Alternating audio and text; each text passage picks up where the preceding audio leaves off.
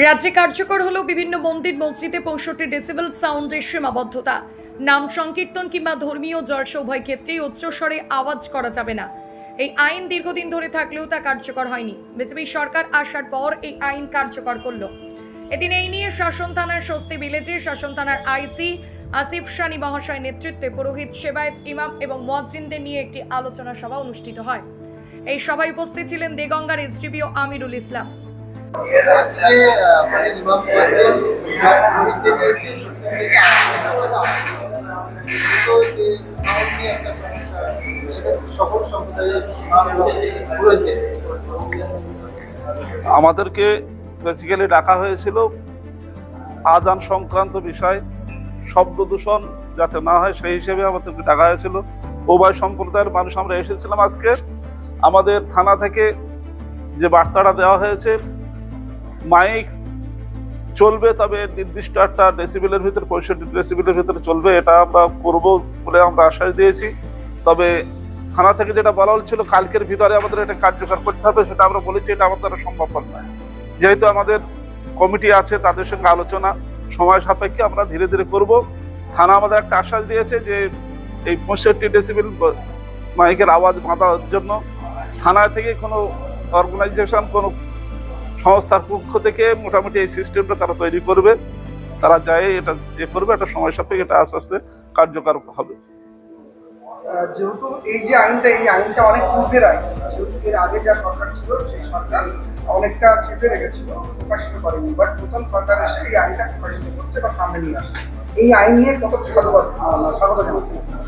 তবে আমি ব্যক্তিগতভাবে বলতে চাই, বর্তমান শব্দ দূষণকে কেন্দ্র করে যখন আইনটাকে বলবৎ করার চেষ্টা সরকার করছে, সাধুবাদ জানাতে হয়। তবে এটা যেন কোনো ক্ষেত্রেই কোনো সম্প্রদায়কে টার্গেট করে না হয়। এটা যদিও আপনি অস্বীকার করেন, সমস্ত সম্প্রদায়কেই লক্ষ্য করে করা হচ্ছে, কিন্তু কার্যক্ষেত্রে দেখতে পাওয়া যায় নির্দিষ্ট একটা সম্প্রদায়কে কিছু অসৎ মানুষ তারা টার্গেট করে। সেটা যেন না হয়, এই চেষ্টা সরকার এবং প্রশাসনকে রাখতে হবে। দ্বিতীয়ত, এর চাইতে মারাত্মক সমাজের যে ব্যাধি আছে সেদিকে যদি উদ্যোগ নিত মানুষ, সরকার আরো ভালো হতো। বিশেষ করে জুয়া, মদ, বিভিন্ন রকম অসামাজিক কাজে সমাজ একেবারে খুব খারাপ পর্যায়ে চলে গিয়েছে। বিশেষ করে শিক্ষার হার সমাজে কমে গেছে, মানুষ নেশাগ্রস্ত বিভিন্ন সাংসারিক সমস্যায় পড়ছে। সেদিকে যদি আরো উদ্যোগ নিত আরো মনে হয় ভালো। এর চাইতে সমস্যাটা আরো বেশি ছিল ওই জায়গায়। আমার নাম হচ্ছে মোহাম্মদ হাসানুজ্জামান, খামারনাবাদ মসজিদের ইমাম। শাসন থানার আইসি আসিফ সানি মহাশয়, হারোয়া 3 নম্বর মন্ডল বিজেপির সভাপতি ভাস্কর মন্ডল সহ এলাকার পুরোহিত এবং ইমাম সাহেবগণ সকলকে প্রশাসন আশ্বস্ত করেন 65 ডেসিবেলি মন্দির এবং মসজিদের কোনো উচ্চস্বরে আওয়াজ হবে না। পুরোহিত এবং ইমামরা প্রশাসনের কাছে সময় চেয়েছেন যাতে তারা মন্দির এবং মসজিদ কমিটির সঙ্গে আলোচনার সাপেক্ষে পদক্ষেপ নিতে পারে। প্রতিবেদনের শাসন থেকে ক্যামেরায় সাদ্দামের সঙ্গে মোকাব্বেল, আরোহী নিউজ। এটা শুধু ইমাম সাহেবদের না, এখানে পুরোহিতদেরও ডাকা হয়েছিল। মন্দির, মসজিদ, গির্জা যেখানেই হোক 65 ডেসিবেলের উপরে কোনো আওয়াজ হবে না, যেটাকে বলা হয় শব্দ দূষণ। শব্দ একটা মানুষের শরীরে এফেক্ট করে।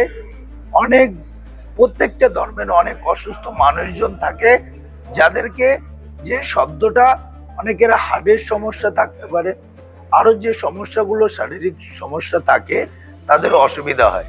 তো অসুবিধার কারণে সরকার কিন্তু কোনো ধর্মের হয় না, সর্বধর্মের সরকার হয়, সর্বধর্মের মানুষের সরকার হয়। তাই সরকারের যে পদক্ষেপ বা সরকারের যে আইন, সেটাকে আশা করি সর্বধর্মের মানুষ মেনে চলবেন। তার জন্যই ডাকা। সরকারের যে নিয়ম শৃঙ্খলা আছে সেটাকে সমস্ত ধর্ম বর্ণ নির্বিশেষে সবাইকে মান্যতা দিতে হবে। এটাই জন্যই আজকে সবাইকে ডাকা। বিশেষ করে এই তথা বিধানসভা মন্ডল 3 যে 5টা পঞ্চায়েতের যে যতগুলো গ্রাম আছে, সেই গ্রাম থেকে বিভিন্ন গ্রাম থেকে ইমাম সাহেব, পুলিশ মশাই তারা হচ্ছেন, তাদের কেমন সাড়া পাচ্ছে, কি বলবেন? দেখুন, আজকে সারা পেয়েছি বলে সবাই এসছেন। তারা আজকে বুঝতে পারছে যে আজকের যে সরকারের বার্তা, আজকের যে হাইকোর্টের রায়, সেটা সবাইকে মান্যতা দিতে হবে। সংবিধানকে মান্যতা দেয়া, এটা একটা ভারতবাসীর সব থেকে বড় একটা পাওনা এবং সব থেকে বড় একটা অধিকার যে আজকে ওর জন্য এসছে যে সংবিধানকে আমরা মান্যতা দেব। তাই সংবিধানে যেটা আছে বা যেটা সংবিধান নতুন আইন তৈরি হয়েছে যে শব্দ দূষণের 65 ডেসিমেলের উপরে কোনো জায়গায়, কোনো মসজিদে, কোনো মন্দিরে, কোনো গির্জাতে আওয়াজ হবে না। তার জন্য সেই ডাকে সাড়া দিয়ে সর্বধর্মের মানুষ এখানে আজকে এসছেন এবং তাদের রায় দিয়ে গেছেন। বিশেষ করে মন্ডল 3 হিন্দু মুসলিম সর্বধর্ম বর্ণ সমন্বয় সমস্ত সম্প্রদায়ের মানুষের উদ্দেশ্যে আপনি কি বলেন? দেখুন, এটাই তো হওয়া স্বাভাবিক।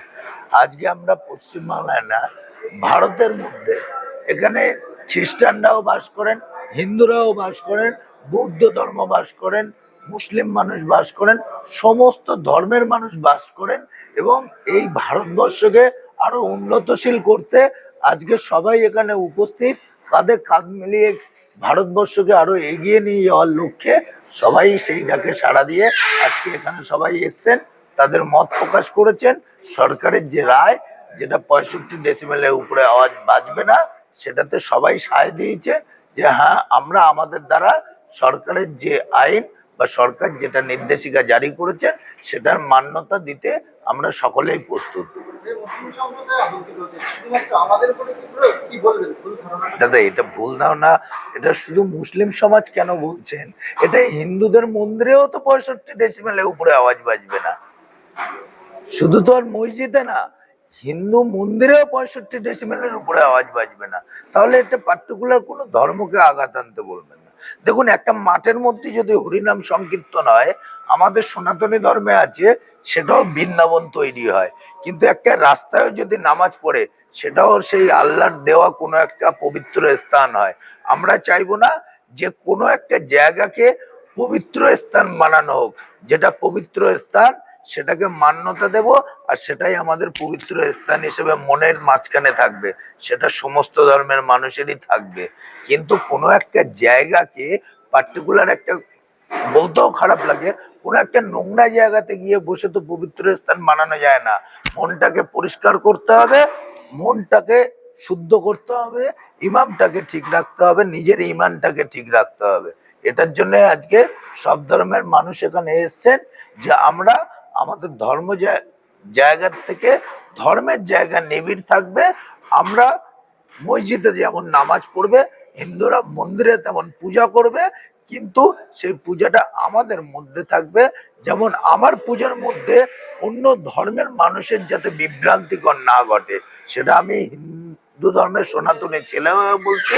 আমার পূজা করার ক্ষেত্রে অন্য ধর্মের কোনো বাধা সৃষ্টি হবে না, তেমনি অন্য ধর্মের পূজার ক্ষেত্রেও আরো অন্য ধর্মের কোনো বাধার সৃষ্টি হবে না। যার কারণে সবাইকে ডাকা, যাতে কারো কোনো রকম বাধার সৃষ্টি না হয়, সবাই একত্রিত ভাবে কাঁধে কাঁধ মিলিয়েই যেন আমরা এই ভারতবর্ষকে আরো উন্নতশীল ভারতবর্ষ বলে এগিয়ে নিয়ে যেতে পারি।